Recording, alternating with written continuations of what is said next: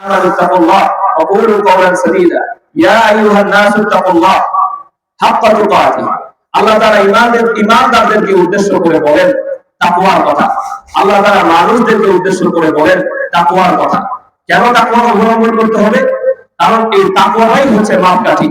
তাকওয়া যদি আমরা অবলম্বন না করতে পারি, তাহলে আমাদের কোনো ইবাদত আল্লাহর কাছে কবুল হবে না।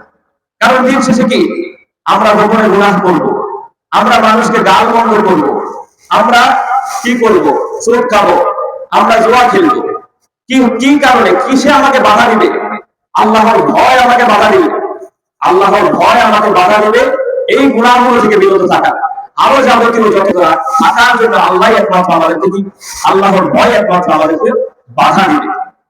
যদি আমাদের মাঝে আল্লাহর ভয় না থাকে, তাহলে আমাদের কি হবে না? কোনো ইবাদত কবুল হবে না।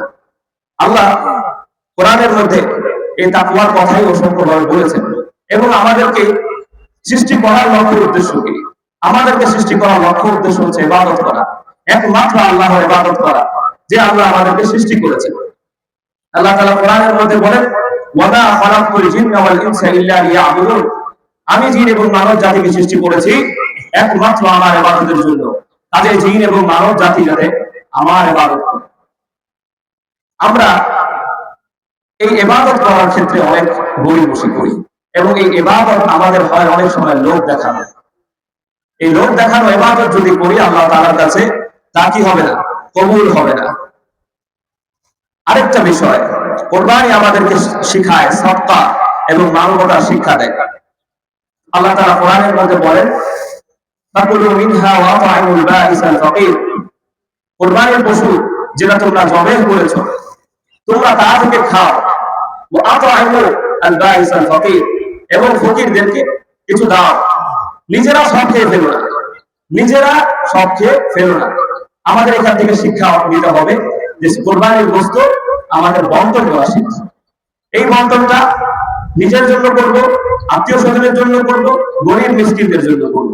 আমরা সকলে যাতে এই বিষয়গুলো আমরা মাথায় রাখি। আর সদকা দেওয়ার মাধ্যমে কি হয়? সদকা দেওয়ার মাধ্যমে আল্লাহ রাসূল সাল্লাল্লাহু আলাইহি ওয়াসাল্লাম বলেন as-সাদাকাতু তুকফিরু আল খাতিআ। সদকা সকল গুনাহকে মুছে ফেলে, শিরক ব্যতীত। শিরককে আল্লাহ তাআলা ক্ষমা করেন না। সদকা এই সগীরা গুনাহগুলোকে কি করে? মিটিয়ে দেয়।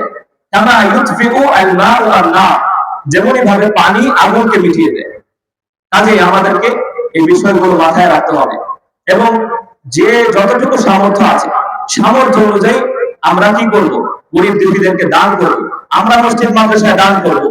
আমরা যেই অর্থ উপার্জন করি সেটার মধ্যে আমরা একটা অংশ ভাগ করব, যেখানে আমরা সেই অংশটা শুধু রাখবো